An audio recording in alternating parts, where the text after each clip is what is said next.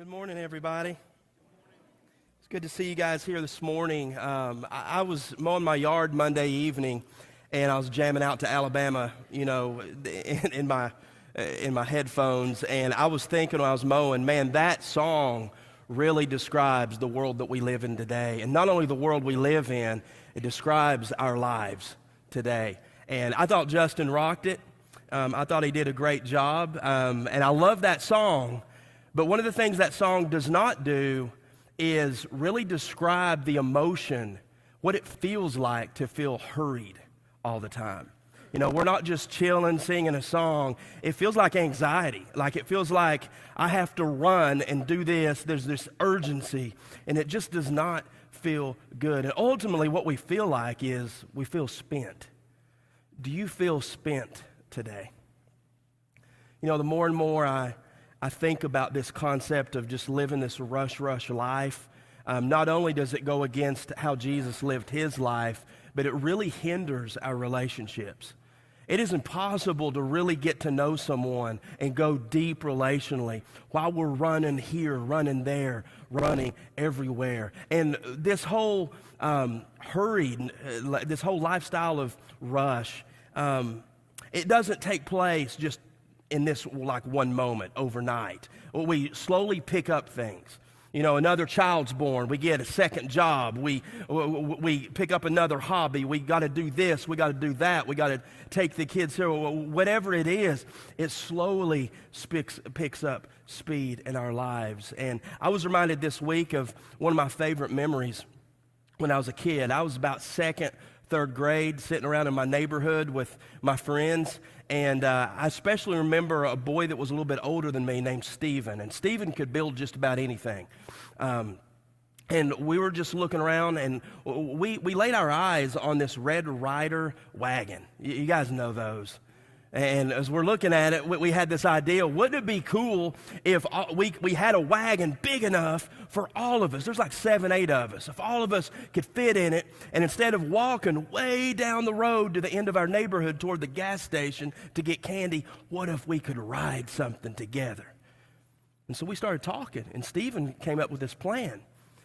He actually grabbed his Red Ryder wagon, and he got the wheelbases off of those, and we went next door. One of my neighbors worked construction, and we got a big, long board, and we hammered those wheelbases onto that big, long board, and it was really long. All 7, 8 of us, we could fit on there perfectly. We were excited. We roll it down to my house to show my mom and just tell her, hey, we're going to go to the gas station in style. And there was only one hitch that we had, or a curveball we dealt with. My younger brother, Ben, he was about 3, 4 years old at the time, and he wanted to go with us, but there was no more room. And so that was not a problem. We took a hacksaw, sawed that the actual wagon itself in two, and hammered the back half on it to our wagon. So my little brother, Ben, had his own little seat in the very back. So we go up the road, and to give you an idea of how steep and long this hill was, there was 8, 10 houses on both sides of the road. Going down the hill, it ended at a major road where if you hang a left, you get to the gas station. It's right there. But there's a major road at the bottom. So we all get on that wagon, and we just all out started picking up speed. And it started going faster than what we expected. Stephen's in the front, and he's driving it. Now, we had practiced what I'm about to explain to you on some smaller hills. So we didn't know how to build brakes or anything like that. Our built-in brakes was kind of like Flintstone style, only we were wearing shoes. So we get really fast, and I can remember thinking, this is too fast. This is scary at this point. And Stephen yelled, 1, 2, 3, and we knew the signal. We all put our feet down, and we're going down the hill, and we did not stop. So we had a choice. Stephen could take us into on the dangerous road at the bottom of the hill, or he could steer us into a neighbor's yard, and he chose plan B, thankfully. We go into the neighbor's yard, flip, we go airborne, we fall on the ground grass. Thankfully, none of us got hurt, and we get up laughing. But the thing that took me by surprise on that day was that we were not expecting that speed. And I think in our lives, whenever we start to rush through life. We pick up this, we pick up that. We do more and more and more. We pick up more and more speed, more and more anxiety to eventually we're just going to crash. And the more and more I'm looking at the life of Jesus, he didn't live that way. And I realize that some of you in your mind, you might have a kickback to a statement like that, kind of like I did earlier when I was in my conversation with the Lord. Like, okay, it was different times back then. You know, yeah, society itself didn't seem to be nearly as rushed, but not one of us today has a busier schedule with a greater agenda than Jesus had. In 3 years, he transformed this planet. He transformed the history of this planet in 3 years. And if you follow him, his stories throughout the Gospels, like I notice, he's not running, he's walking.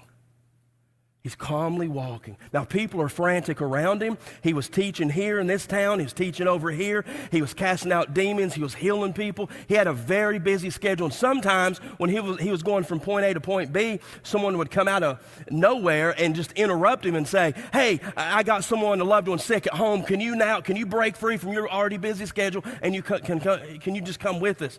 He never seemed rattled.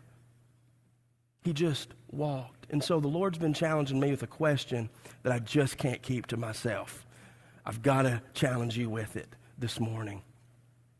If we are following and claim to follow Jesus Christ, who is an unrushed God, shouldn't our lifestyles be unrushed as well? If we're really following after him. And that's a challenging question that went straight to my heart this week. So I want you to evaluate that as we open up the Bible.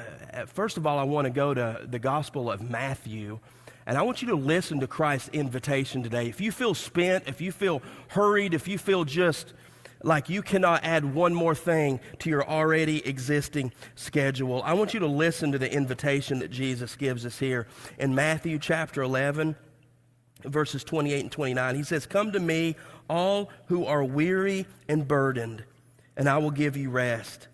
Take up my yoke and learn from me, because I'm lowly and humble in heart, and you will find rest for your souls." Say rest. Rest.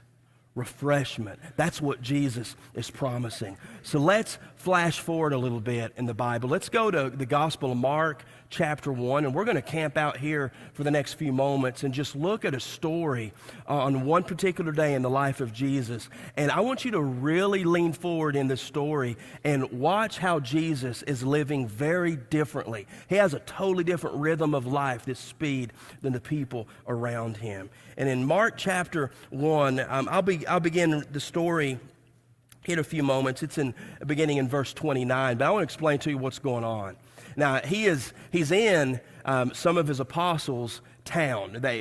Peter and Andrew, then James and John, they had this fishing business just outside of Capernaum. So Andrew and Peter, in those days, like families would really live together, like extended family. The average home in those days, if you lived in the city limits or the village limits, there would be up to 4 families who would live individually in one room.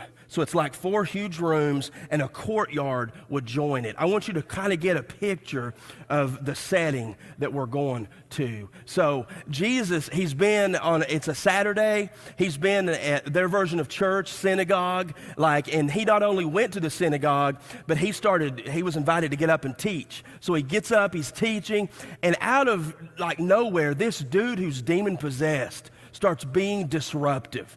He just starts blurting out things, and Jesus just silences this demon. He not only silences the demon, does not allow it to speak, he casts it out of this guy. So the people in the synagogue, the buzzword around their town going forward throughout the rest of that day was Jesus. There's something different about this guy. He teaches differently than the other, religious leaders. He teaches with authority, and he even commands the demons to flee, and he silences them. They're not even allowed to speak in his presence. So everyone's talking about Jesus, and we come to the story right here in Mark chapter 1, beginning in verse 29. It says, "As soon as they left the synagogue, they went into Simon and Andrew's house with James and John. Simon's mother-in-law was lying in bed with a fever, and they told him about her at once.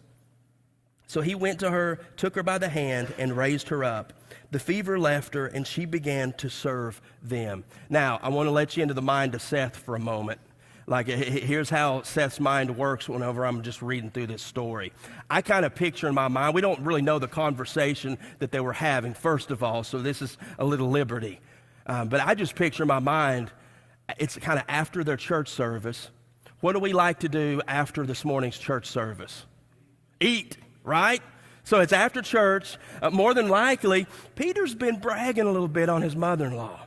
Man, you should have, Jesus, I'm telling you, her pot roast, it is amazing. We need to go over to the house as soon as we're out of here. That's great you cast out this demon and all this. Great sermon, by the way. Let's go get some good food. So they go. They're on the way home, and Peter's mother-in-law is sick. Jesus, he goes straight to her in the story, grabs her by the hand. She gets up and starts serving them. After dinner, they're kind of sitting around. They're probably thinking about, the day that they'd had, what a great day of ministry and all this. And all of a sudden, later that evening, it says, when evening came, after the sun had set, they brought to him all those who were sick and demon-possessed. The whole town was assembled at the door. Listen to that last phrase. The whole town was assembled at the door. So they're sitting around with toothpicks in their mouths. They've just had a really good meal. They're talking about the points of Jesus' teaching and how it mesmerized the crowd. It was a great day, and how that man who was demon-possessed, he's free now. And then they could have even been talking about the meal. They're starting to shoot the breeze. All of a sudden, there's a knock on the door. Not one, but several people. And they start piling into that house. You talk about a disruption to your meal. These days, we don't want a phone call. We don't want someone to knock on our door at home whenever we're eating a meal. Can you imagine your whole town comes to the house? And that's what they were dealing with. Most of us would have been stressed. We'd have felt some anxiety. We'd feel like, what is going on? This is a disruption. But Jesus didn't. Verse 34, it says, and he healed many who were sick with various diseases and drove out many demons, and he would not permit the demons to speak because they knew him. The Gospel of Mark is unique because we see him casting out a lot of demons in this particular story of Christ's life. Story after story in the Gospel of Mark, Jesus is, in essence, he's like the demon slayer. He's casting out more demons than he seemed to in the other Gospels and their recordings. So what's really interesting right here is Jesus refused to accept praise from humans and from demons. And I think we can learn a lot about that when it comes to our rhythms of life. I'll see a show of hands for those of you that have ever done something, added something to your schedule because you felt social pressure to do it. Yeah. Hey, we need to do this, we need to do that. It can be good things, it can be bad things, and it can fall somewhere in between. But a lot of times we feel this pressure. Jesus didn't seek the affirmation of humans, other people. He did not even seek the affirmation of his enemies. He was closed-eared in that way. He sought the voice of his Father. And that's the first key to living according to his rhythms of life. And then so they all go to bed. Late at night, last person leaves the house, people are healed, there's this sigh of relief, and I bet those boys slept like logs that night.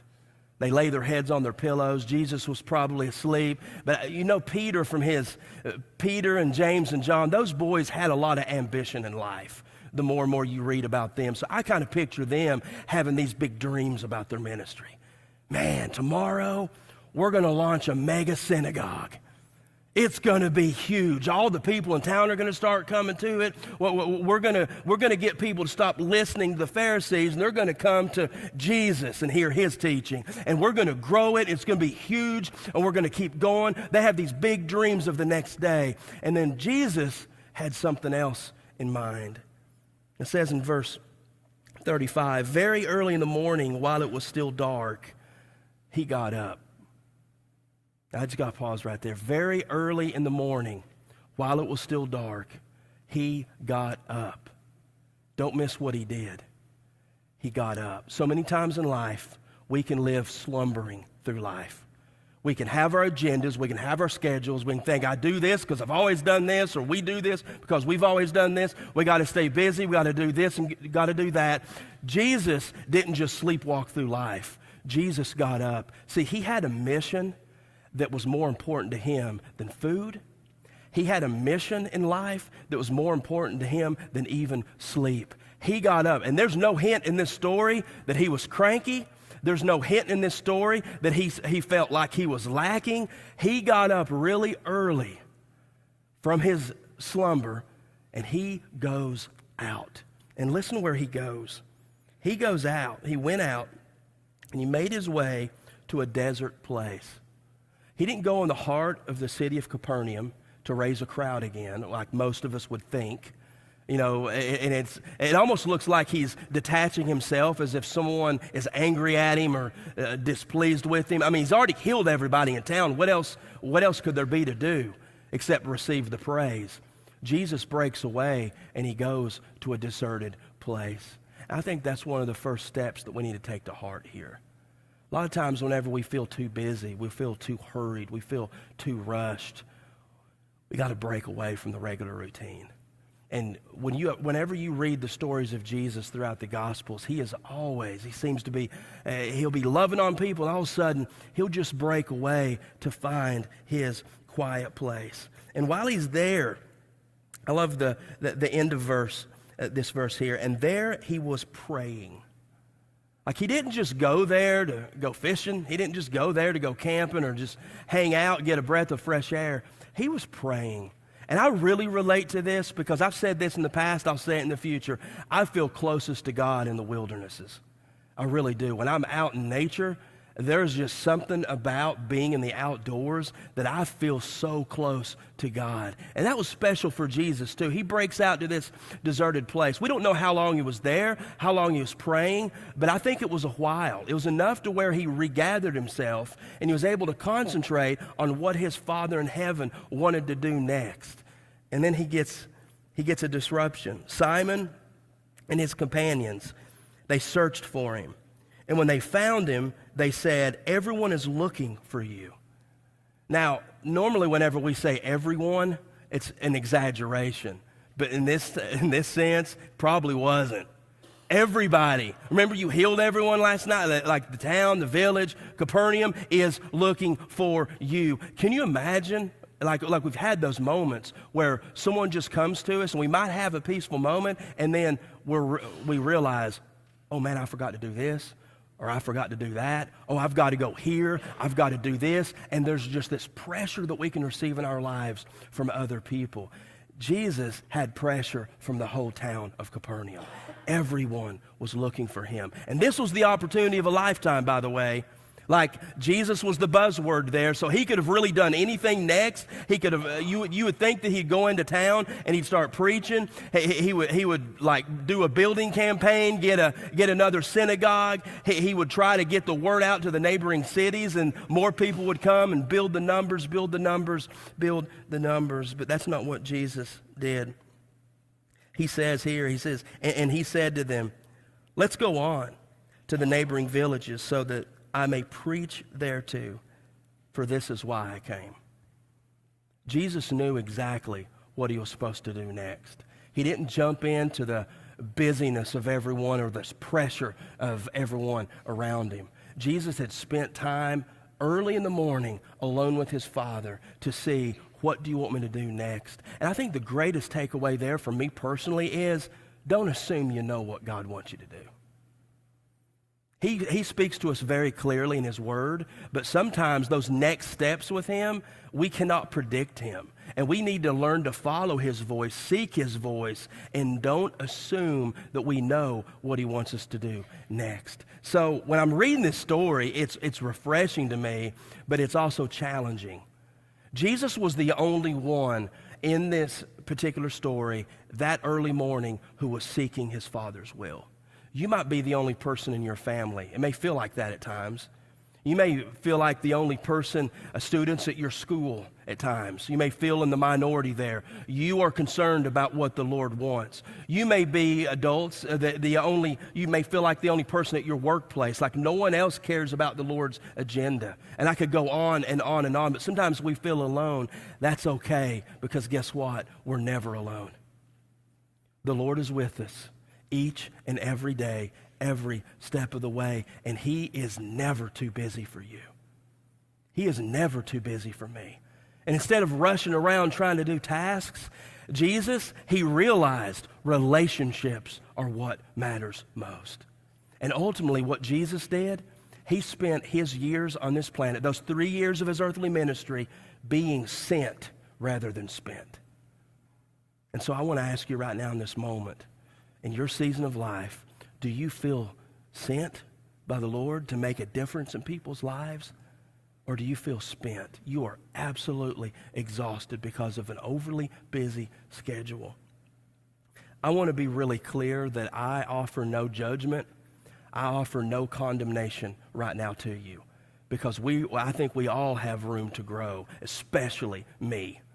Now, if you think that a preacher just kind of sits in his office with my legs kind of crossed, just with the Bible open or reading the Bible all day. Some people think that, but it's unreal the distractions you can have even as a preacher. You know, my phone can ring and ding off the hook. On Friday, one of the things I did on Friday, I put my phone on airplane mode. Like I didn't want, and then I learned, by the way, that your phone can still ding on airplane mode. I had to learn that the hard way. And then I learned do not disturb, you know, what that means. So I'm growing in my techie savviness. But we need those moments. We need those moments where we can get alone with the Lord, and we can take a deep breath and not run all the time. So are you sent, or are you spent today? I want to give you 4 takeaways directly from the story in Mark chapter 1 of Jesus. 4 ways, life applications, where we can ensure that we're being sent today rather than spent, just drained of all of our energy because we're way too busy. Number 1, you got to find your quiet place. What's your quiet place? That's different for us. Maybe it's a place in your home. Maybe it's a specific time of day. This past really year, just over a year, there was a little addition to our family, Thaddeus. We went from 3 to 4 kids. It's still to this day, it's different. You navigate differently. That's another person in the house, and you have to make time and you have to navigate. The other kids were used to, being 3 kids, and now there's someone else who requires attention. And just navigating each and every day can just feel like it's crazy. And so this past year, I've really been clinging to this story. And I've failed so many times in allowing myself to just feel overly busied at times. But whenever I go back to the story time and time again, it is just so refreshing to be able to see how Jesus lived differently. Very differently, and he would find his quiet place. My quiet place, it depends on the day. If I have the time, I love going out to Shaker Village and hiking. That is my favorite quiet place. If I can't do that, then what I'll normally do is I will stay up later than anyone else in my house and be alone with Jesus. You've got to find your quiet place. That time has changed over the years for me, different seasons of life. But whatever that is, we've got to find that quiet place. With noise around us all the time, we will just become busier and busier and busier. Number 2, seek God's guidance. Don't assume you know what He wants you to do. Seek God's guidance from your quiet place. Number 3, say no to distractions. Now, I want to practice this for a moment. I'm going to ask you something, if you can do something for me, and I want your response to be a resounding no. We need to practice this, Because a lot of times we say yes to things even good things at times, when we really need to learn to say no so that we can focus on what's best. So, hey, can you guys come up here just for a second? No. Let's try it one more time. Hey, can you guys stand up for a second and let's all... No, there you go. You're getting good at it. Now, I want you to say it like you mean it one more time. I'm just going to count to 3, and I want you to knock me off this stage with your breath. 1, 2, 3. No! No! We need to learn to say no. Yesterday was a phenomenal day for myself. Got to serve in eastern Kentucky, in the Jackson, Kentucky area with Judah. It was really special for me, taking Judah and watching him kind of use the crowbar and kind of do his thing and work. And toward the end, we were basically gutting a house, dragging stuff to the side of the road, and then loading up in a trailer to be taken to the dump. And it's just an ongoing process. So I love physical labor. I love to get my hands dirty. So I was really excited just for that in and of itself. And we're just working. And toward the end, I felt like Jesus wanted me to do something else. And I don't know if you've ever had those feelings before. It just feels like, okay, there's something else I need to be doing. And I was inside the house, and I was watching Judah and then Jace, the Hamptons boy. He was working hard as well. Other people were working, doing this. And I felt like there's something else that Jesus wants me to do. So I go outside, and I go out back, and I picked up on some conversations, and I sense there's something else that I need to be doing. And so I gravitated toward the front porch area of this particular house. And there was a little conversation going on. Craig Hampton was talking to who I learned, a guy by the name of Greg. Greg Noble was the owner of the house that we were working on. And Greg was sitting on the front porch, just sharing his story. And I got into that. Craig was already talking to him, so I kind of jumped in, and we all three of us just started talking. And I'm telling you, I knew within moments, this is where I need to be, right here on the front porch. Greg was preaching to us. Here's a guy who had recently put brand new vinyl siding on his home. Here's a guy who cared about his house. He'd recently put a new tin roof on his home. Here's a guy that was sitting on the front porch, couldn't do hardly anything himself, watching people rip what was left of his house apart and take it to the side of the road. And you know what he was saying to us? He was saying, God's got a reason for this. God's got a great reason for this. And I don't know what it is.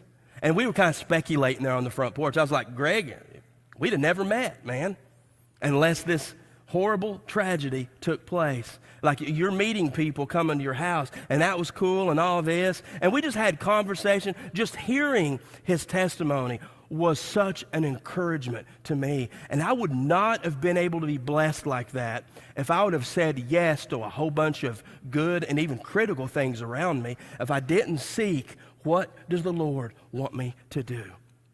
Sometimes the distractions are not sins, are not temptations. Sometimes our distractions in life can even be good things. But we need to learn to sacrifice the good, even if it's temporarily, for the great, what the Lord wants me to do in this moment. So say no to distractions. And then last but not least, number 4, say yes to what's most important. So my question right now is, what is most important for us? It's really simple. You follow how Jesus lived his life, and he is calling us to do the same. We exist as Christ followers for this one thing, to help people find their way to Jesus. That's it. That's it. If we lose sight of that, we lose our mission, we lose our purpose, we lose our foundation, and we live our days just being busy. And all the while, the world will look onto our lives, and they will not be inspired in any way, shape, or form. They're not going to look at us and say, man, I want what that person has, if we're running around like chickens with our heads cut off. But if we're focusing on the main thing, and I would even word it differently this way. What Jesus did in today's story was this. He focused on being sent, not spent. See, we're going to do stuff today. We really are. We're going to do stuff tomorrow. So the remedy for a hurried lifestyle is not stop. I mean, you got to pay the bills. You got to do things. You got people to see, places to go. That's just life. But in our movement, we need to make sure that the mission of Jesus is there. We got to make sure that he is sending us into the conversations. Wherever you're working tomorrow, listen really carefully. You're a missionary. Jesus Christ has you, even if you feel like you're the only person. You are the salt and the light at your workplace. You are a missionary.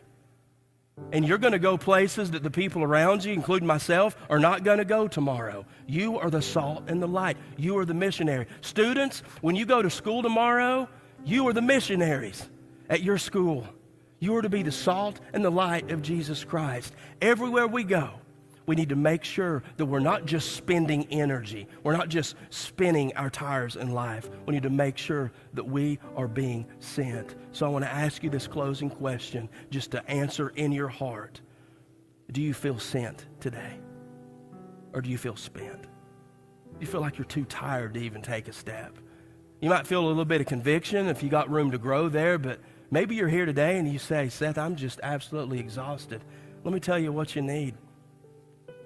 You need the rest that can only come from Jesus Christ.